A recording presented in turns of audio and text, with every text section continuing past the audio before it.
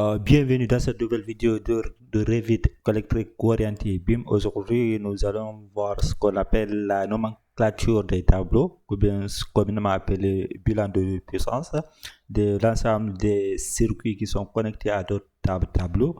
En fait, nous avons ici le tableau qui est un tableau avec un système de distribution monophasé. D'accord, vous pouvez avoir bien sûr un tableau triphasé, mais ici on a utilisé un tableau monophasé. Et on a plusieurs circuits, on a deux types de circuits qui sont connectés à ce tableau. Nous avons des circuits de type éclairage et nous avons des circuits de type prise. Alors, pour faire la nomenclature d'un tableau sur Revit, c'est simple. Vous cliquez sur le tableau. Alors, vous avez là l'ensemble des informations qui sont liées à ce tableau-là, c'est-à-dire toutes les puissances qui sont connectées, les types de puissances, le nom du tableau et toutes ces informations. Que aussi, vous pouvez utiliser ici la commande créer une nomenclature. Vous cliquez dessus, ensuite vous utilisez le gabarit par défaut. Nous, on utilise un gabarit électrique. Vous cliquez dessus. Alors, vous avez là le bilan de puissance de votre armoire électrique. Vous avez la somme des puissances de chaque circuit ici, qui est égal à, par exemple, le premier circuit d'éclairage qui est égal à 248 VA. Alors là, par défaut, Revit donne en fait les puissances apparentes en fait. Donc, on peut simplement aussi récupérer les puissances réelles. À partir de quoi ici, il me donne tempérage total estimé en bas ici. Alors, je déplace comme ça, je me place en bas ici. Alors là, vous avez la puissance apparente estimée. Vous avez là les deux types de systèmes. On pourrait avoir des systèmes aussi de type moteur, des ascenseurs par exemple, ou on peut avoir des systèmes de type résistance résistive. Et vous pouvez avoir tous vos systèmes, mais il faut quand même configurer de telle sorte qu'à pouvoir paramétrer l'indice de charge qui correspond à chaque type de système. C'est extrêmement important. La deuxième chose que vous savez, ce sont ici des descriptions. Vous pouvez les modifier simplement. Par exemple, vous pouvez dire ici, c'est éclairage ici.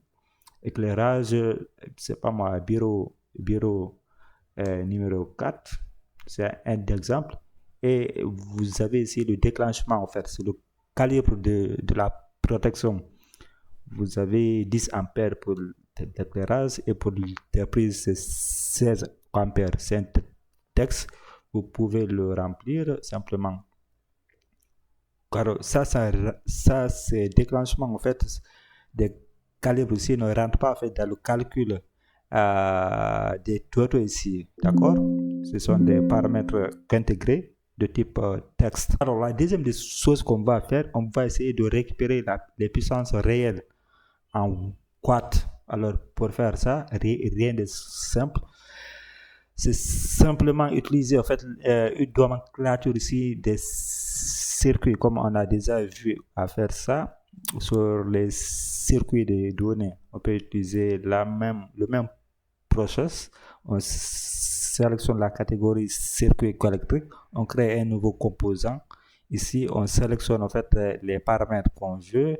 Par exemple, nous on veut le nom du circuit, le numéro du circuit, le nom. Je n'ai pas besoin du nombre de pôles, le nom du circuit.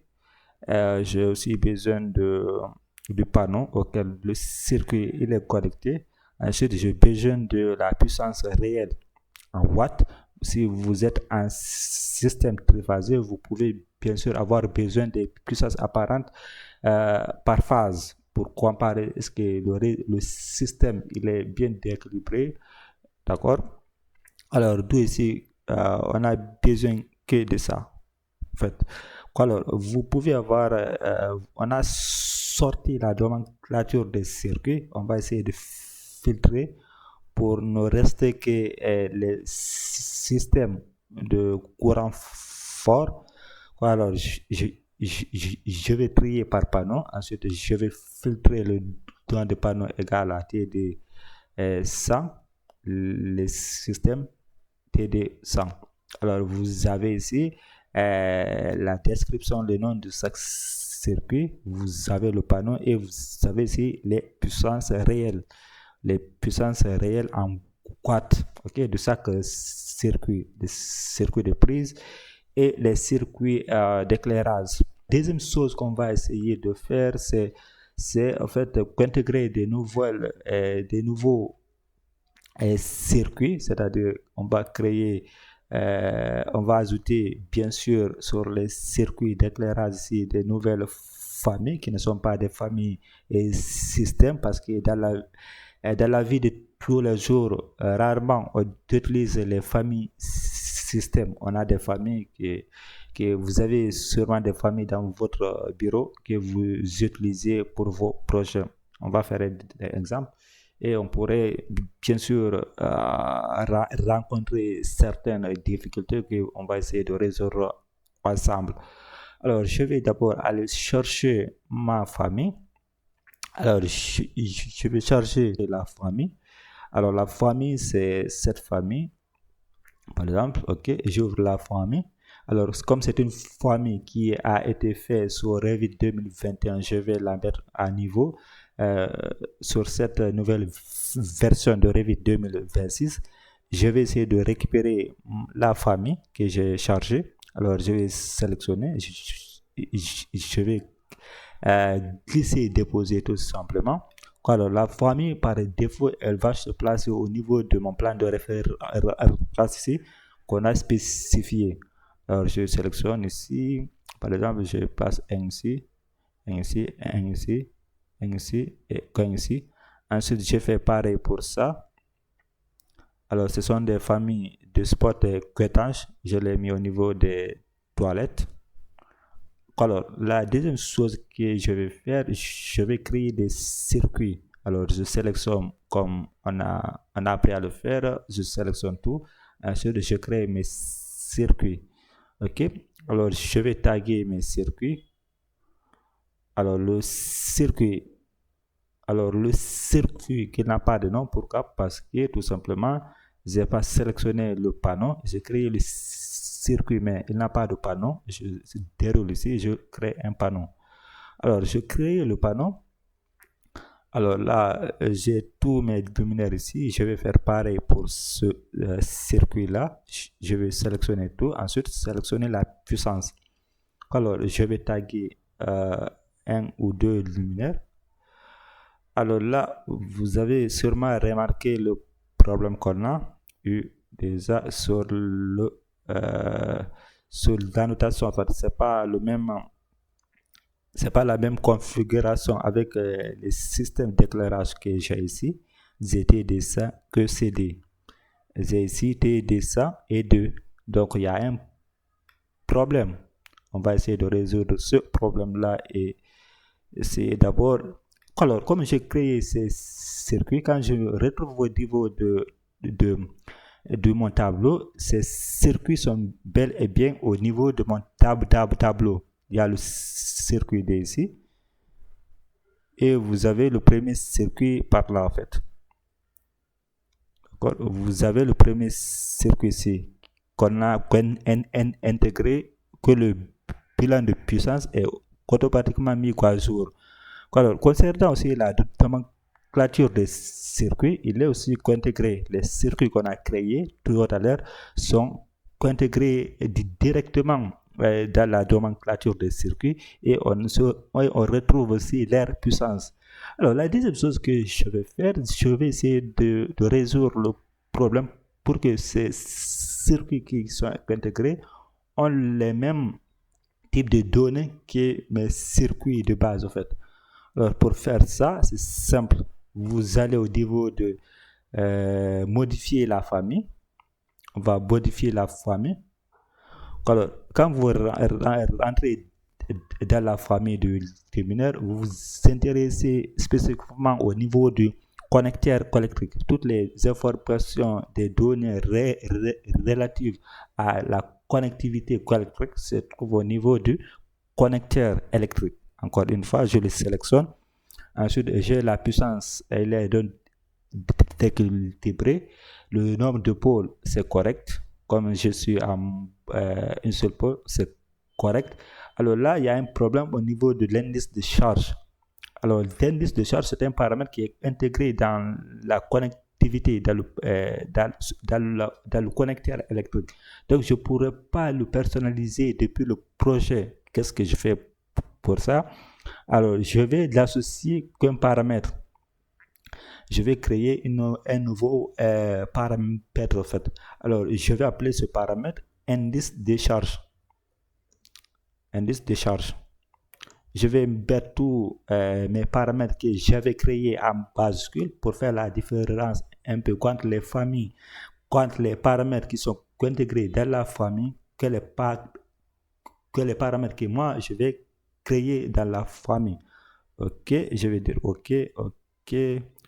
Car vous remarquez que en fait l'indice de charge ici a changé de couleur, c'est devenu pas comme ici la tension. D'accord, vous avez maintenant la possibilité de personnaliser ce paramètre depuis le projet. Je vais laisser les autres paramètres qui sont là. D'accord, la tension elle est correcte, c'est pas un problème de tension comme je suis déjà en monophasé. Alors je vais aller jeter un coup d'œil au niveau des paramètres de la famille. Alors les paramètres de la famille qui sont ici. Alors les paramètres de la famille, vous avez l'élévation ici par défaut à 0. Vous savez ici le fabricant de la famille, c'est le constructeur d'Advance. Alors c'est une famille qui a été créée par d'Advance, donc c'est le fabricant des produits de luminaires en fait. Donc vous avez là le fabricant, vous avez d'autres informations ici et vous avez là les informations qui sont relatives à l'électricité et charge. Vous avez là le paramètre qu'on a créé tout à l'heure, indice de charge, et il a cette valeur par défaut qui est lightning. Okay? D'accord, vous avez aussi des informations qui sont relatives à la photométrique pour le calcul d'éclairement, les rendus visuels utilisés par des logiciels comme Quantscape, les logiciels ou bien d'autres logiciels de rendu, et on peut jouer sur ces paramètres-là ici, ou bien le calcul d'éclairement via les paramètres des espaces qu'on va voir après, bien sûr. Et vous avez beaucoup d'informations, la puissance nominale en watts ici. Alors, ce que je vais faire, je vais appliquer, je vais dire OK. Je vais ensuite charger dans le projet. Je vais cliquer ici, je vais remplacer la version coexistence et les paramètres en fait les données ont resté inchangées. Qu'est-ce que je vais faire de nouveau? Je vais sélectionner la famille, je vais aller au niveau de modifier le type, comme je paramétrer un paramètre de type, un paramètre de type. Alors je vais aller au niveau de l'indice de charge ici, le paramètre qu'on a créé tout à l'heure. Ensuite, je vais cliquer sur ces 3 points. Ensuite, je vais utiliser les mêmes paramètres que mes luminaires qui sont là, c'est-à-dire ici l'indice de charge qui est égal à éclairage unité d'habitation. Ok, éclairage unité d'habitation, c'est le nom de l'indice de charge. Il a une abréviation qui dit à ça. Vous pouvez le modifier, bien sûr, selon les standards de votre bureau. Quoique, vous avez le type de charge utilisé. Ok. Alors, vous avez cliqué sur OK. Je vais cliquer sur appliquer OK. Alors, automatiquement, en fait, ici, ça a changé automatiquement. Il va prendre le numéro 9. Ça, c'est le 9e circuit d'éclairage. Et vous avez le 10e circuit d'éclairage ici. Et quand je fais tag ici, vous avez vu. En fait, je vais décocher ici les lignes de repère et je vais faire ça, ainsi de suite. En fait, vous remarquez que les données sont automatiquement mises à jour. Et aussi, quand je me retourne au niveau de mon tableau, vous avez automatiquement les circuits qui sont renommés de façon automatique. Le numéro de circuit, ici, je peux changer ici. Je peux dire ici éclairage, bureau, par exemple, par exemple, de bureau 6, par exemple. OK? C'est un exemple et je vais l'attribuer tempérance de la protection 10. Et si quand je me retourne au niveau de la nomenclature de mes circuits, c'est automatiquement mis à jour ici, DF10. OK? Je peux même modifier à partir de la nomenclature. Par exemple, je peux dire en même temps éclairage, c'est pas moi. Par exemple, 11. Éclairage 11. Vous pouvez ajouter le nom de locaux ou le nom des espaces spécifiques pour vos systèmes avec les puissances qui sont là, les puissances réelles. OK? Alors, c'est tout pour cette vidéo. On se retrouve à la prochaine fois pour une nouvelle vidéo de revue électricité orientée BIM. Ciao.